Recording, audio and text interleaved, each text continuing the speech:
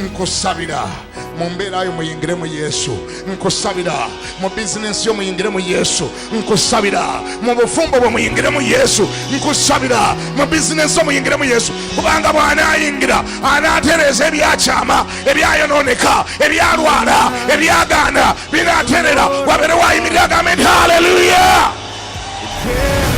Nkuweerera amagezi musajja gwe uyingira munda mu Katonda, weekweke mu Katonda, beera mu Katonda. Baloga baloge, abasamira basamire, bafuwe emmindi zaabwe nga tewakyali kikwatako mu linnya lya Yesu.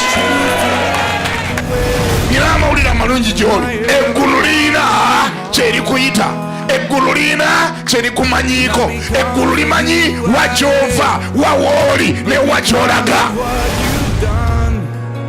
Not because of what I've done, but because of who you are. I am a flower quickly fading, here to Fire! tomorrow, a wave tossed in the Buvunaanyizibwa bwo okugaaninganga amatugo n'omutima gwo.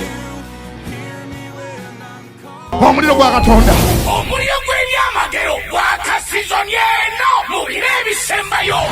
Vubutuka misinde oyingire mu nnyumba ya Mukama bw'eswe nga 28 omwezi ogw'2016 ye overnight prayer wano ku Christian Focus Center Mengo Kisenyi. Onoowulira ekinaakubako ng'amafuta gakulukuta, abalwadde nga bawona, abaavu bafeekeere. Ate mmwe abatawasanga obufumbo koko banaakuyita ku mulimu naawe onoogenda. Omusajja wa Katonda Bishop David ne Pastor Cindy Kiganda n'abalala bangi weebali okusinza n'okutendereza. Tomoni emiryango gigulawo saa 9 gw'akawungeezi okutuusa ku makya. Nkula iri okusimbuka mu nnyumba ya Mukama n'ebibyo si kyekyo.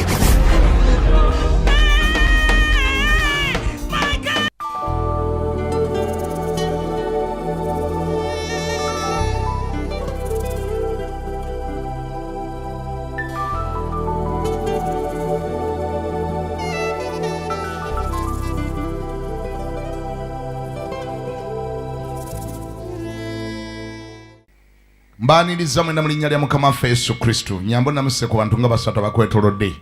Ate bw'oba ekikola kiteekemu engeri y'eswaga.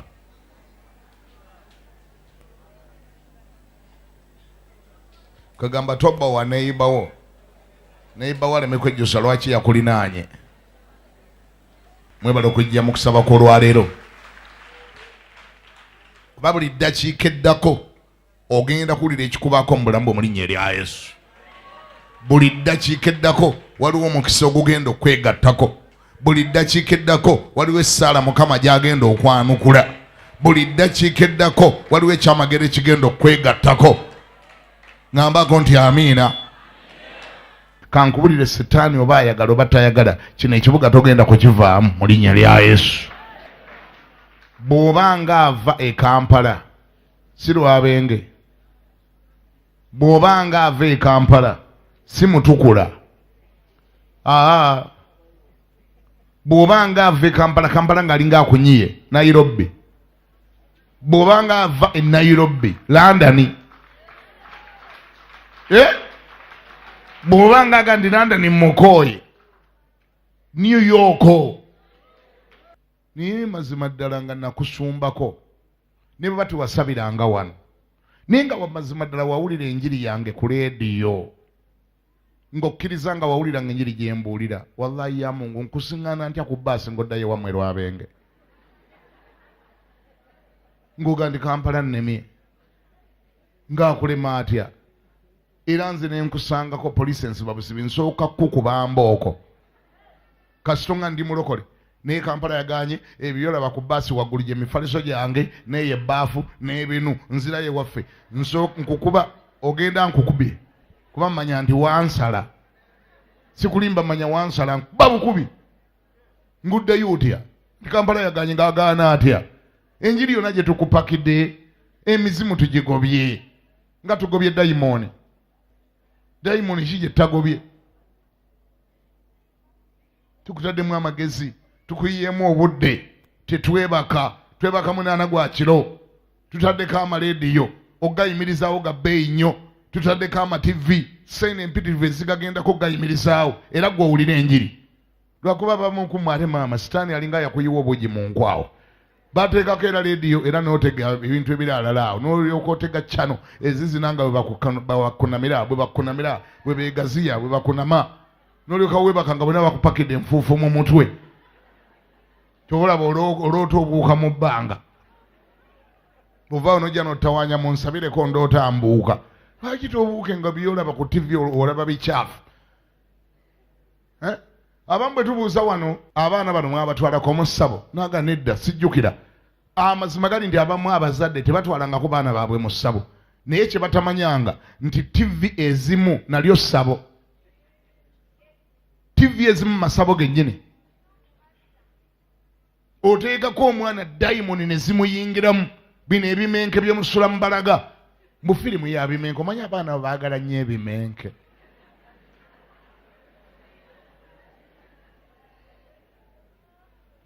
abaana baagala ebimenke mubiyita mutya hora firimu eza hora bijjudde musaayi byonna mulimu ebintu ebisinisa amannyo biti mulimu ebyengerigeri bibuuka ku nsozi bwe bigwa ku nsozi omuntu alinamu amagezi agategeera n'olekawo omwana wo n'alaba ebyo kati ekiro lwaki taatandike kubagana na mizimu n'alwana nagyo ne gituulamu naye n'atuulamu n'awummula ne giwummula ate oba byeyabadde alaba biri byeyadde alaba mu firimu bituuka ekiseera ne biva mu firimu ne biyingira obulamu bwe n'atandika kubagana nabyo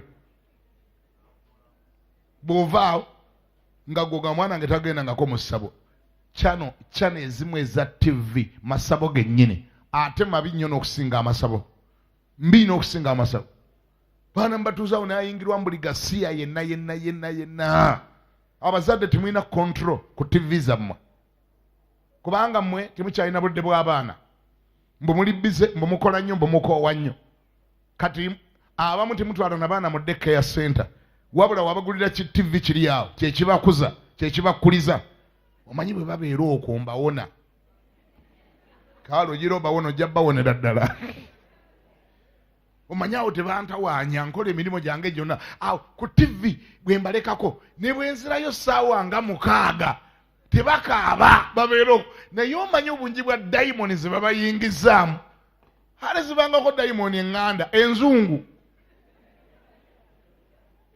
ezimu ndasha endala nnyindi endala nkoleya akala noliko kasanga nga katonda nga kakuba judo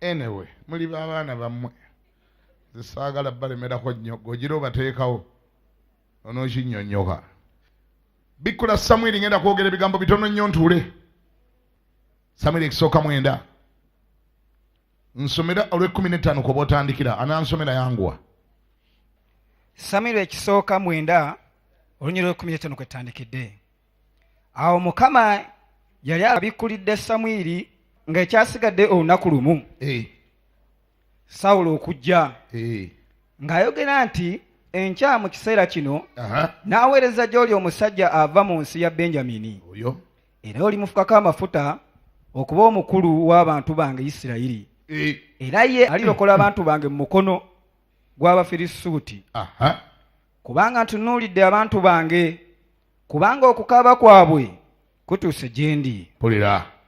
Awo Samwiri we yalaba Sawulo Mukama n'amugamba nti laba omusajja gwe nakugambyeko oyo aliba n'obuyinza ku bantu bange. 18 Awo Sawulo n'asembera Samwiri mu mulyango n'ayogera nti mbuulira kwegayiridde ennyumba y'omulabe weeri. Nebosooka n'ayimirira njagala kwogera ku nsonga lwaki Katonda agenda kukozesa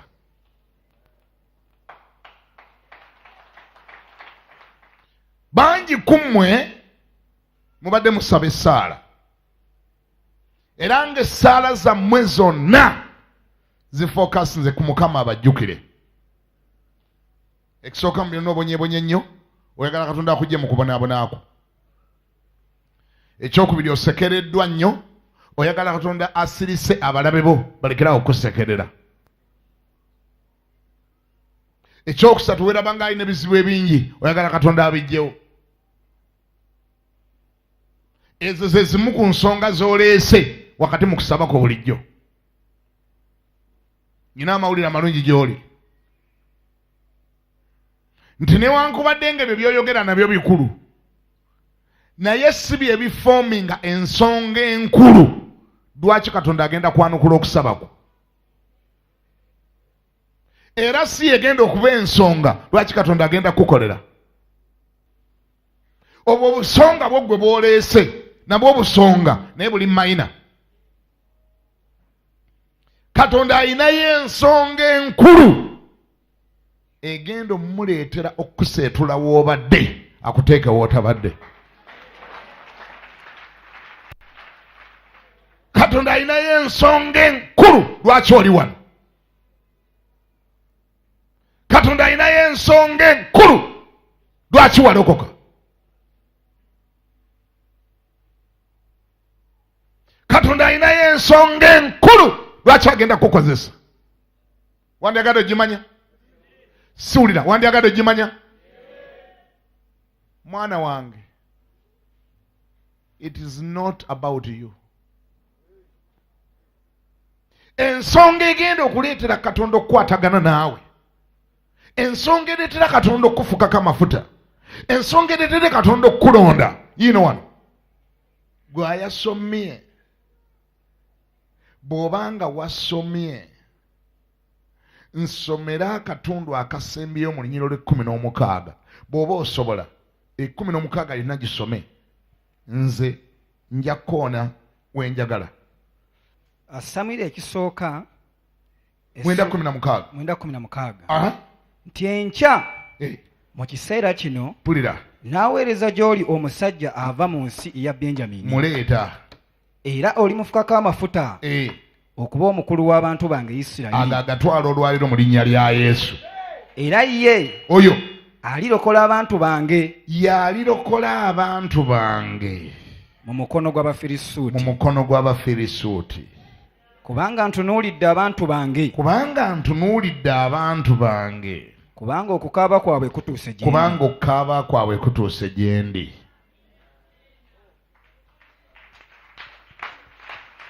Gwe gamba nti aha, mu kika kyewammwe waliyo abantu abakaaba banoonya ali banunula.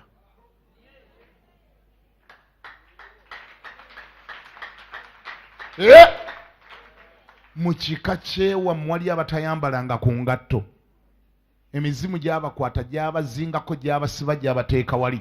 Katonda mu kika kyewammwe kyonna ali mu kumagaamaga. Ani ataasa abantu b'enjiwa ewammwe? Mu nnyumba ya kitaawo buli muwala tafumbirwanga. Sitaani yabazingako n'abateeka mu kasero n'abawanika mu kamooli. Bonna baasiraanira bazaalira ku lujja. Akamanda n'azaalamu, Bumbakali n'azaalamu, n'omusamize yazaalamu. Bantu ba Katonda abalaba nga bakaaba, abalaba nga badooba. Ennyumba ya kitaawo yakwata mu mbinabina eriku on your marks get set, eyagala kugwa.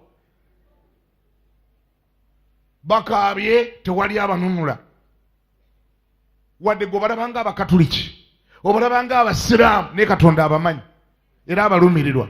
Kyabuuza kyokka, ani gwe nsobola okutoola mu nnyumba eno mufukeko amafuta abansangulira amaziga mu maaso.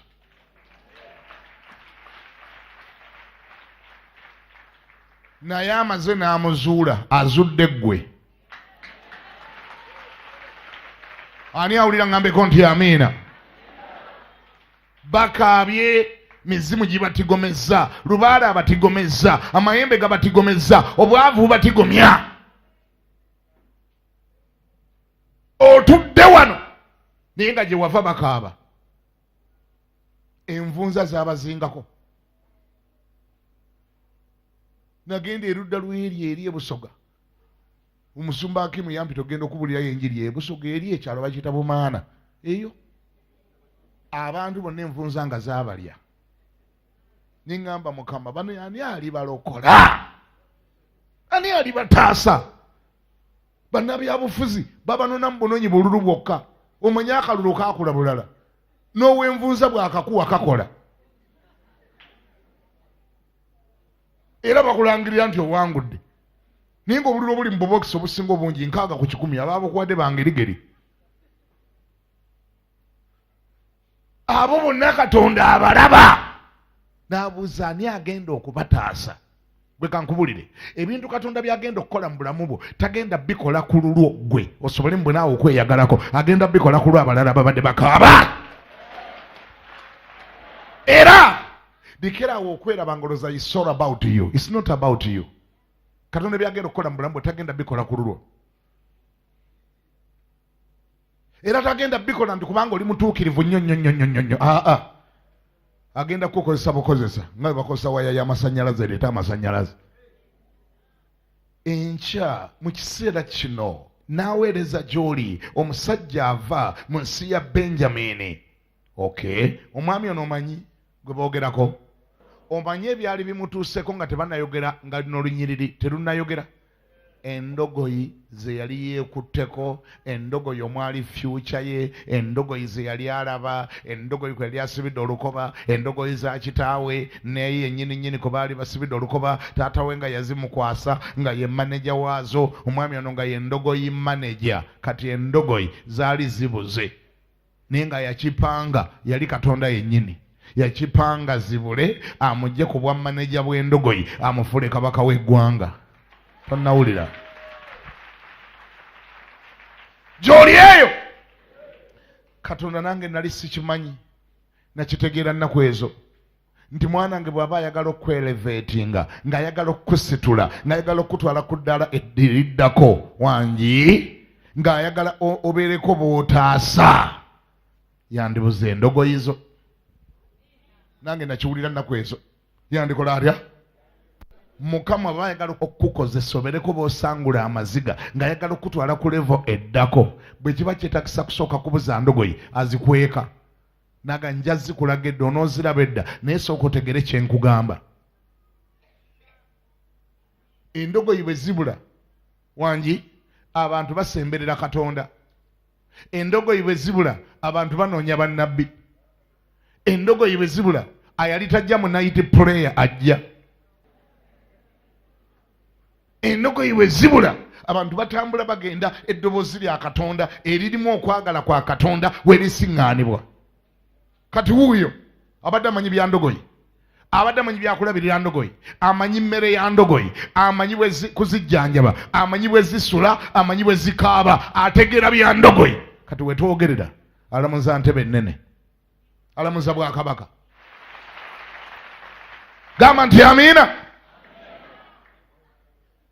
era oli mufukako amafuta okuba omukulu w'abantu bange Isirayiri abadde mukulu waki bulijjo teeka omukono waggulu gaa nti ayi Mukama gwayasitula Sawulo ayali omukulu w'endogoyi n'omufuula omukulu w'abantu bo Isirayiri ayi Mukama nange nfukaako amafuta ago mu linnya erya Yesu gatwale.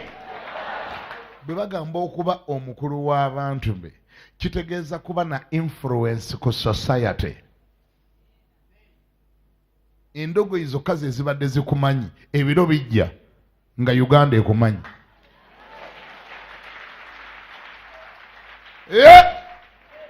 Endogoyi zokka ze zibadde zikuwunyako ebiro bijja nga perfume ze zikuwunyako. Uganda eneewunyirwa evvumbe lyo okubeerawo okwo tekuliba kwakyama nate naye kulitegeerekeka si mu Uganda mukka naye ne mu mawanga mu linnya erya Yesu. Gwe you will never go unnoticed. Togenda kuba wano ku nsi wano otuka okuvaawo ng'ensi teyamanyaako nti waliwo. ensi eneemanya nti waliwo. And that you lived for a cause, not just living. Sikubeera obezi gwe tokyali togenda kuba mweri level y'abankeesa lucha ng'enkoko y'omutamiivu. Nkeesa lucha mala gabaawo lucha letubala keesa lucha. Okubeerawo okwo kunaamanyika si mu ggwanga lino lyokka, si mu Afrika mokka, naye ensi erimanya nti waliwo. Era wulira, si lwa maanyi era si lwa buyinza, naye lwa kisa kya Mukama Katonda, lwa kwagala kwa Mukama Katonda, lwa maanyi ga Mukama Katonda, lwa mwoyo gwa Mukama Katonda bw'ayogera Mukama. Era wulira bw'agamba tekigenda kuba lwa butuukirivu bwo obungi ennyo, si lwa butukuvu obungi ennyo wadde nabwo bukulu. Katonda akusaasidde busaasizi okukulonda nagandi gw'ogenda okubasima mu nvuba ababadde mu nvuba, gw'ogenda okubasangula amaziga abadde bakaba amaziga. Mazima abantu banaalya bye batalyanga ku lulwo, banaasula gye batasulanga ku lulwo, banaalaba bye batalabanga ku lulwo. Ani awulira ngambeko nti amiina? Wali abagenda okulinnya ennyonyi nga bazirinnya ku lulwo. Wali abagenda ku airport ng'oli agenda ku kisaawe omulundi ogusookedde ddala nga talinnyangayo naye ng'agenzeeyo ku lulwo. Either aliba akutwalayo oba ng'akunonayo. Naye n'alyoka agandi bannange twalyoka ne tuba nga ffe twazaala Nalwoga. Bannange nange nendaba ku kisaawe. Bambi bulijjo yali amanyi nti ekisaawe kiringa kya mupiira. Ye waawulira ekisaawe amanyi nti mulimu ne ggoolo. Kubanga mu nnyumba yeewaabwe yonna yonna tewali yali agenzeeko ku kisaawe, tebawerekerangako muntu, tebanonangayo muntu. Nze jjajja wange yambuuza nanga ne mwanange kiganda mbuuliraako, kati waakiri mu kika kyaffe tulina omuntu alinnye ennyonyi, mbuuliraako bwe mubeera mu nnyonyi omwo mugyamu. Yanga ndi osobola okuyimirira, kati bw'oyimirira mugyamu nga ndaba ntono. Kuba bambi bwagira wange eyita walaba yenkana ng'ekidomola ntono. Nnyonyi bwebeera mu bbanga eba ntono bannange omala gituukako n'omanya nti ejyamu n'emmotoka, waliyo n'ezijyamu konteyina, naye bwe beekuyitako awo ibanga omuzindaalo ogwo. Kati jjajjange yanga naye mwanange yambuza naye mugyamu, yanga naye kati temugwa. Kati bwe mbeera muli temutagala ne mugwa, naye nga mbuulira kati nange nnyina gwe mbuuza gwe ekyo kigenda kuba ku gwe mu linnya lya Yesu. Ab'engeri ng'eyo ga nti abo Katonda batunuulidde n'asaasira, kyavudde asala waakiri asitule gwe banaabuuzanga gwe mu linnya lya Yesu. Wangi banaakolanga batya? Abatasulangako mu wooteeri banatuuka nga mu nnyumba yo ne bafuna fiiru, ne bawulira fiiru, ne balaba wooteeri nga bwefaana, ne banaakirabiranga mu nju yo mu linnya lya Yesu. Ani awulira ngambeko nti amiina? Era bw'obanga otuuseeyo baana mmwe mumpulire kino nja kyogera paka lwe ndiva wano. Katonda bw'abanga alina by'akoze mu bulamu bwo wangi teweekutulanga ku bantu, kubanga baaliba kyalibanga ekikuyimusizza kuyamba bantu abo nabo balye ku bye batalyanga, nabo basuleko we batasulanga, nabo batambulireko mu motoka ze batatambulirangamu. Ani awulira aŋŋambeko nti amiina?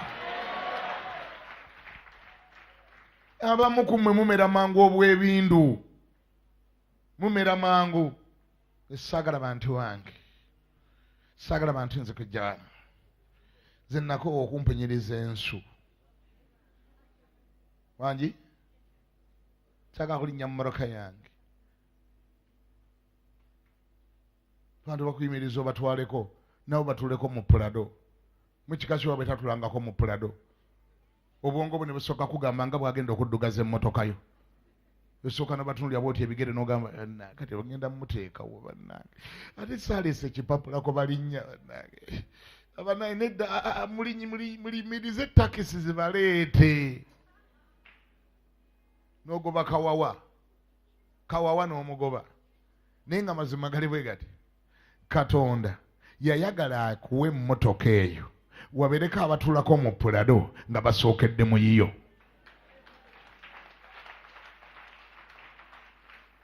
Wangi biiranga mukisa eri abalala. Bayibuli ga naakufuulanga mukisa naawe beeranga ki bamukisa. Katonda yagala akuwa omukisa mpaka lwanaalekerawo okuwa omukisa gwe wennyini ofuuke ki mukisa. Ng'abasanga gwe baba basanze eki nga mu kika kyewammwe oli ki nga ku kyalo kyewammwe oli ki ng'abantu balina bye batuukako nga babituuseeko ku lulwo. Leka wabeerewo omuntu asooka okukwata essimu ng'agikutte ku lulwo naye aseetuleko bw'ati aseetule WhatsApp bw'ati ng'aseetula ku lulwo nina okwata essimu n'ogiremerako eryanda lyafa naye wagiremerako simu yange ate omanyi nali njagala nnyo ate omanyi baginseera nnyo ne bw'ofuna empya eyo n'ogitereka wali n'ogamba ebeera awo baginseera nnyo. Ani yakuloga baako gw'ogikwatira baako gw'ogamba none essimu eno ogikola otya ogitwale naawe olabe WhatsApp bwe zibeera baako b'oyamba batuukeko we batatuukanga. Wulira bassebo ne banyabo, this is my simple message today. This is my simple message. Okukulaakulanya kwonna Katonda kwayagala okukulaakulanya ebifo mwayagala okuteeka saala zo sizaawulidde awulidde kukaaba kw'abantu balala. Gy'oli era bw'onookyusa essaala zo n'otandika okugenda ne mentality efaanana bw'etyo mu maaso ga Katonda ogenda kulaba by'otalabanga mu bulamu bwo. Tandika okugenda mu maaso ga Katonda nga totwalayo bizibu byo. Gwe naawe bw'otuukayo lumiriza mugambe Mukama waliwo abakaaba. Mukama mu kika kyewaffe waliyo abakaaba. Mukama waliwo obwana obutasoma. Mukama obwana obutasoma buli ku kyalo kyewaffe. Mpa essomero Mukama waliwo obwana obutasoma. Katonda tawulira gwe awulira kaaba kw'abantu be. That's the strategic prayer. Learn to present before God a strategic prayer. What do I call a strategic prayer? Tebera kugwe. It shouldn't be about you. Let that prayer be about, oh my goodness. Jolieyo. Kaana yali alemeddwa okuzaala. Era nga yasabadde omwana amwefunire ye nga ye omwana n'agaana.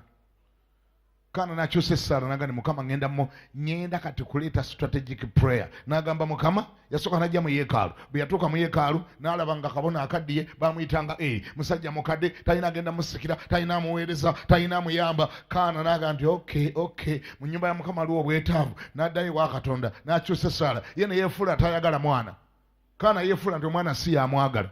Yagenda wa Katonda amanyi bwe yamugamba ti Mukama ampa omwana nze nkuwe nnabbi. Kubanga nkizudde nga mu nnyumba yo waliwo obwetaavu oli ku kizibu Mukama oli ku kizibu mu nnyumba tewali nnabbi ate waliwo kabona eri musajja mukadde amaaso ge gatandise okunyimbaala takyalaba bulungi. Mukama ennyumba ye eri mu crisis tewaliwo nnabbi naye nze nonnyamba nze bw'ompa omwana ngenda mukuddizanga nnabbi. Katonda n'afuna interest naga ate ekyo kyoyogera kinkolera ekyo kyoyogera kikola bwe nkuwa omwana omumpanga nnabbi. Simanyi owulira muyigenga ogenda mu maaso ga Katonda ng'olina prayer ngeri strategic prayer nga ne Katonda emukolera. Abamu ku mmwe lwaki musabye ebintu ne mutabifuna? Buli lwogende wa Katonda gwe Mukama nze kama ndazalaba Mukama bwenswala ennyo Mukama abantu bansekeredde ekimala ntambuziza nnyo ebigere Mukama ebigere mbitambuziza ne bansekerera Mukama ndazalaba bwensula mizigo nsenguka wano nzira wali Mukama kama erinnya lyo liswala kama nyamba taata nfune nange ennyumba yange Mukama buli kyosaba kiri kuggwe baako ebintu byosaba nga tekiri kugwe nga tekisonze kugwe wadde nga naawe okyagala naye nga tekisonze kugwe ng'osongayo balala yanjulayo balala leeta ekintu nga ne Katonda kinamu interest yogera ebintu nga bya Bwakabaka sooka olabe Katonda lwaki afuula Sawulo kabaka mwemwe n'abali wano abalinamu obwongo butegeera munziremu lwaki Katonda afuula Sawulo kabaka kubanga mbwagejje nnyo was that the reason ensonga zino Katonda azireese agamba nkufuula kabaka kubanga ndabye okaaba kw'abantu bange. Could you be the one who could represent your people before God? Could you be the one? Osobola okweteeka n'ogamba Mukama, I am ready to represent others. Ndi ready. Mukama, omukisa gw'ekika kyewaffe gwonna gwe baanoonya ne gugaana okubatuukako Mukama guyise mu nze nja gutuusaayo. Mukama buli kyoyagala obbawa kiyise mu nze. Could you be that person? Asobola okukiikirira enju yewammwe, ekika kyewammwe, ekyalo kyewammwe, ekkanisa yewammwe. Osobola otandika ogende wa Katonda n'omugamba Mukama, ekindeese ne byensaba siri mu kubyesabira. Mukama, nategeddeko ndi mu kkanisa yewaffe, nategeddeko nti ku CFC baagala ssente za kutegeka National Prayer Day na Kivubo. Mukama, nze ssente sizaagala nnyo. Ne bw'oba ompa zimpe nsobole okuyamba Nakivubo oyo muteekemu ssente.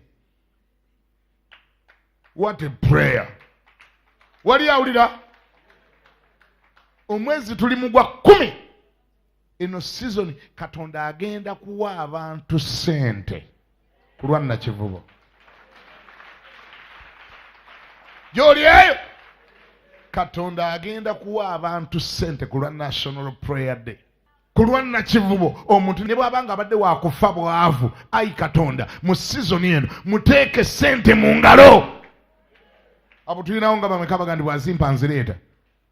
Balinga bameka? Tozivaabiire ggwe. Tozivaabiire ggwe toli endye. Todduke ne mu kyaki n'ogandi awo ndidda Nakivubo awedde. Could you be that person who can act as an agent?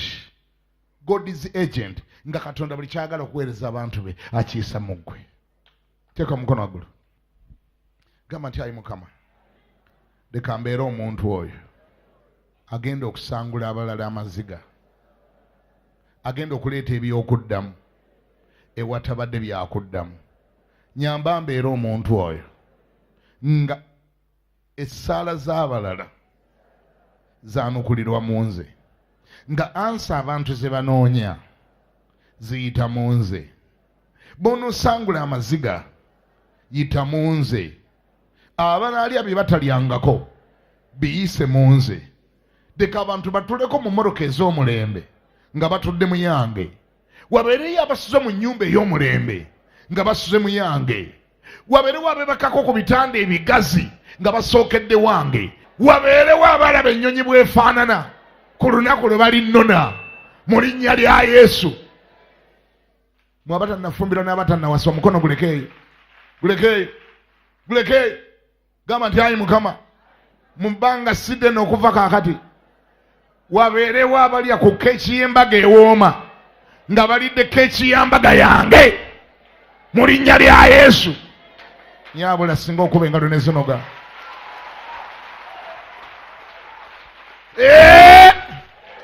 Siwulira wabeerewo abasena emmere, oli asena emmere olusozi lulamba nga gw'oliba ote ku high table. Wangi olabe Nalumansi bw'asena emmere olusozi lulamba, era bw'abanga akuyitako n'olusozi lw'emmere gw'omwenyanga na bumwenya n'omugira oti n'omugandi koona emmere waali gijjeewa lya. Ani awulira gambe nti amiina? Agisena n'ayitawo bw'ati nga alina atambula n'ekibaliga bw'ati nagandi mwana affe wali ose n'ofumbirwa ffe twaliridde ddi emmere eno nga kasozi kalambase nyaaka mountain. Tonyiiganga na bunyiizi, by the way kambalabule, tonyiiganga nga abantu bafaafaagana emmere ku lulwo. Ubaleke bakole batya? Balye baali gijjeewa. katonda akibakoledde okuyita mu ggwe. Waliwo abantu katonda baagenda kikolera ng'ayita mu ggwe mu linnya lya Yesu. Gamba nti amiina.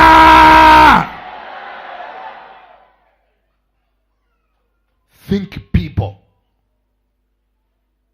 Think people. Lowooza abantu. Katonda omutima gwe guli ludda wa? God's heart is in people and is on people. He thinks people.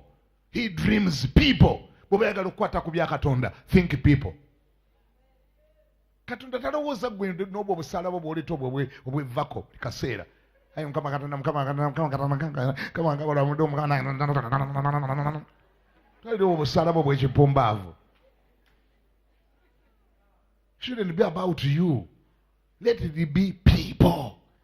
Bulirovo gyotuukako, think people. Be mature. Beera mature. Katonda baba akuwa ssente mu nsawo, mugambe Mukama yongera ku ssente kubanga naawe okimanyi zino ssente nnyina okuwaako abantu. Oyina akasaala katono, oyina omusaala mutono, gamba Mukama nnyongera ku musaala kubanga ate nnyina waliwo be nnyina okuyamba. Abakaaba, waliwo b'omulekwa, waliyo abakadde, waliyo bannamwandu, waliyo abali mu kyalo. Think people. Oyagala okukwata ku bya Katonda? Be a people person. Think people. Have people on the heart. Basebo ne banyabo, nkimaliriza kyenjogera, mpulira. Si buli muntu nti asobola okutuuka ewa Katonda n'asaba Yesaala Katonda n'agiwulira. Ye bali abamu tebalokokanga na kulokoka naye nga Katonda bamuluma. Katonda alumwa abantu. Abaana ba Isirayiri bwe baali nga bali wa Falawo nga babonaabona, Katonda yanoonya n'anoonya ani ayinza omuyamba n'amulokolera abantu be. Kyamuleetera kufulumya Musa mulamba n'amufulumya olubiri lwa Falawo. I'm trying to show you right from the beginning of the Bible to the end, God thinks people. He's concerned. His concern is people. Bw'obona okwata ku bya Katonda, lowooza bantu. Gideon bamuyita lw'abantu. Musa bamuyita lw'abantu. Bantu. Sawulo ono bamuyita lw'abantu. Dawudi bamuyita lw'abantu. Ani gw'oyagala okwogerako? Oyagala ebya Katonda? Oyagala ebya Katonda? Mu bwongo obwo mulimu abantu, mulimu emyoyo, mulimu abantu okulokoka. Mu bwongo obwo mulimu enjiri, mu bwongo obwo mulimu bwakabaka bwa Katonda, mulimu okuwangula emyoyo. Abakaaba bakuluma, abatanayambala ngoye abakalamojja bakuluma, abali mu kyalo abatalina masomero bakuluma. Bwe baba bakuluma, gwe ogenda kukwata ku bya Katonda. Gy'oli ongambeko nti amiina. Era wulira tandiko kigezesa mu ngeri y'entonotono. Kigezese tandiko kikola ku levo yo nga waliwo waakiri olunaku lumu mwezi oba waakiri mu myezi 3 wabaako by'okola nga bigasa bantu. Wangi Mukama ayagala okukulaba. You reach out to people. Bane bwe mbanga mukolera abantu timbasosolangamu oba balokole oba si balokole, mubakolere bonna. Katonda alowooza bantu. Era nkusabira, gamba nti nsabira. Nkusabira olunaku Katonda lwagenda okuwa ssente ofumbe ekiseffuliya kya piraawo otandike okusena tampeko ng'oyiwa mu buveera, opeeke ku pikaapu, oyingire eddwaliro ly'e Mulago, ogambe akulira Mulago nti nzize wano lwaliro ku Lwomukaaga ekindeese kuwa abalwadde ku piraawo balye ku piraawo. Eyo gye bayita, listen, gye bayita practical gospel. Gospel, practical. Oyingira ekitanda ku kitanda ng'olina n'obuwala obukuyambako oba obulenzi obukuyambako. Gwe mugagga w'olunaku. Otuuka otayogera na bigambo bingi. ogenda maama oli otya ng'olabye n'obulwadde munnange kakati onolya kapiraawo yagala wa nkoko wa nnyama egyo bayita practical preaching, practical gospel. Tewangudde myoyo bitooke bye bigwa. Abamwagala nnyo okubuulira naye ng'ate muli bakodo nnyo. Noli okubuulira era mulokoke era mutakiza Yesu era Yesu abagala. Abantu baga totukuba malusu tuveeko. Era Yesu abagala era Yesu ndamukirize omanyi bamukomera ku musaalaba n'azuukira ennaku ssatu ebyo abantu baabiwulira dda. Bakoowa bw'omala byogera babuuza okozeewo ki? Yesu baamukomerera gwe okoze ki? Be practical. Leka abantu balabe practical gospel. Mbuulira ng'ogabye piraawo oyo noddayo enkera ku lw'omukaaga oba ku ssande eddako ani ataayaayane kuwulira by'oyogera? Baganda omugagga waffe aziba ne musirike bannange musirike yandituwa piraawo omulala ne bw'oba tolina gw'oleese ku olwo obaga musirike mbasabireko. Era olugamba mwenna abaagala okulokoka muteeke emikono waggulu bonna bajja kuwanika ku maanyi ga piraawo.